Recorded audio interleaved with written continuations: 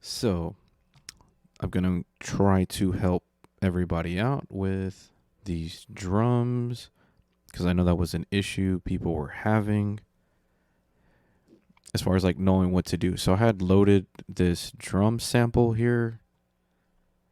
So let's see here. I loaded that up on there, make it a little bit easier to figure out what's going on. Okay, so I loaded this up.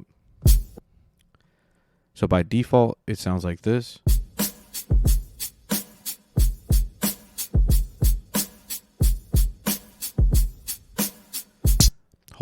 It's a whole drum loop. So we have these little arrows here. So I made this little start, and this is the end point. So if I move this, it'll be shorter.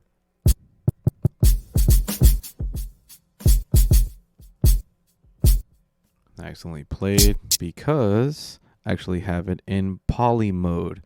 Poly means more than one. So if I randomly, if I kept hitting, say, pad 5, like, whoa, it goes all crazy. So we're going to do this. So we go to this one-shot mode. Oh, that's hold mode. This is one-shot mode. If I go to mono, now if I hit, it just plays that. It's just hitting that right there. So I'm just zooming in with the scroll wheel on my mouse. So I'm going to move this endpoint here.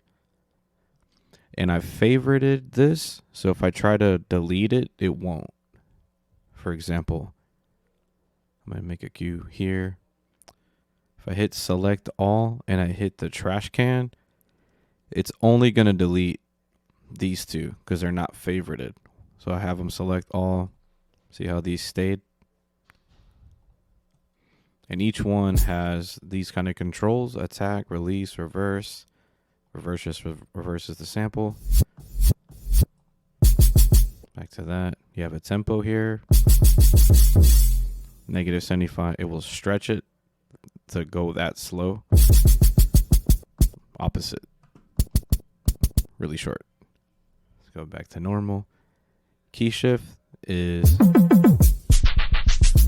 changes the tuning of the sample. Come with like really weird, cool patterns. See that there. The keyboard kind of, it does the same thing. It'll just pick a sample and you can make this go chromatic. But we don't want that for that. So my sample 2, my snare, hi-hat. I did -16 so that it didn't sound so abrupt on the cut.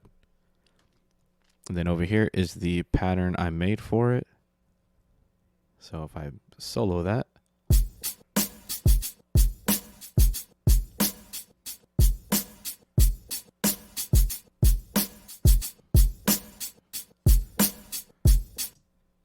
So if I want to introduce like a little bit of swing so it doesn't sound so stiff, it'll give it like a little shuffle. And you can do this to taste. And then what I did here was I just made my own kit from the Jazzy Jeff collection. So I went here. So each one of these sounds are just one shots. When you see this symbol here, that means it's a whole kit. So if I actually just drag that in, it already has a pre-made kit. Oh, I have it solo. That's why I couldn't hear it. There we go.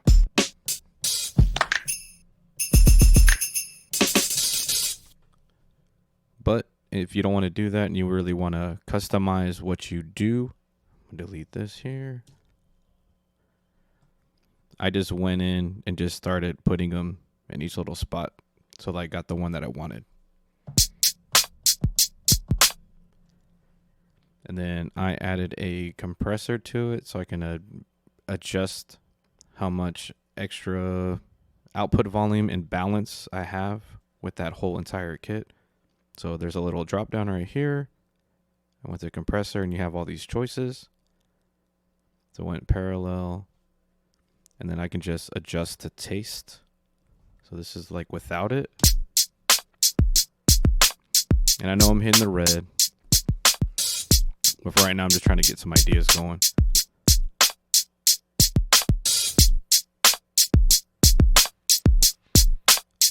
So probably what you notice is the hi-hat kind of got brought up a little bit more. And you hear kind of more of the snare. And again, you can adjust it to taste.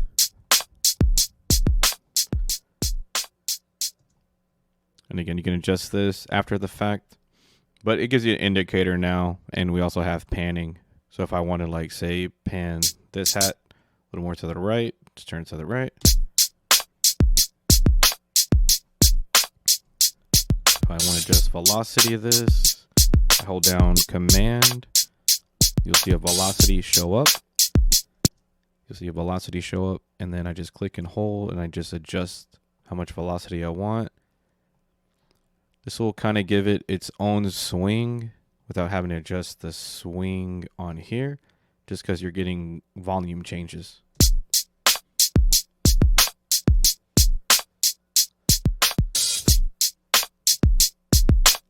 Let me adjust this here. So now I have them both together. So what I did was I basically just copied this pattern with the drum break. So now it just sounds layered. So sometimes you feel like it's just kick, snare, hi-hat, kick, snare.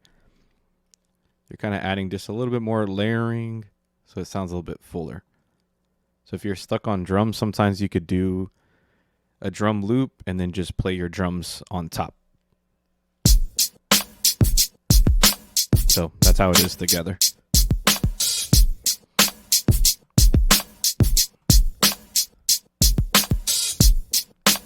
And then what I did is I saved this as Jazzy Custom Kit. The way you save it is you go to Create, Save Deck Preset.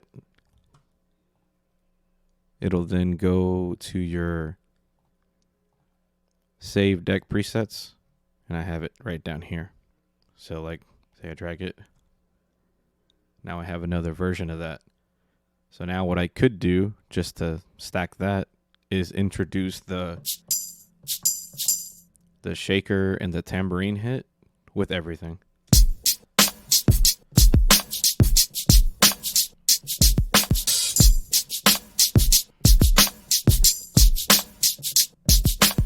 So just kind of testing it out. Now I'm gonna bring it in.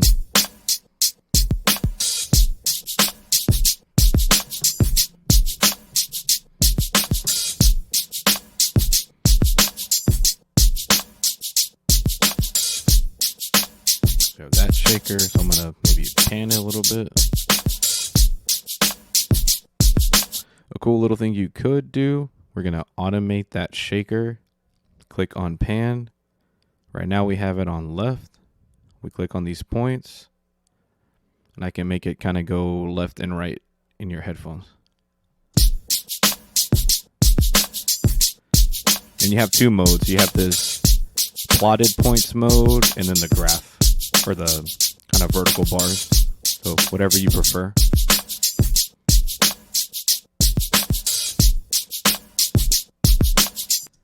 So that was kind of like a little overview of how to kind of set up a drum pattern, creating a drum pattern, adjusting some key kind of options for you.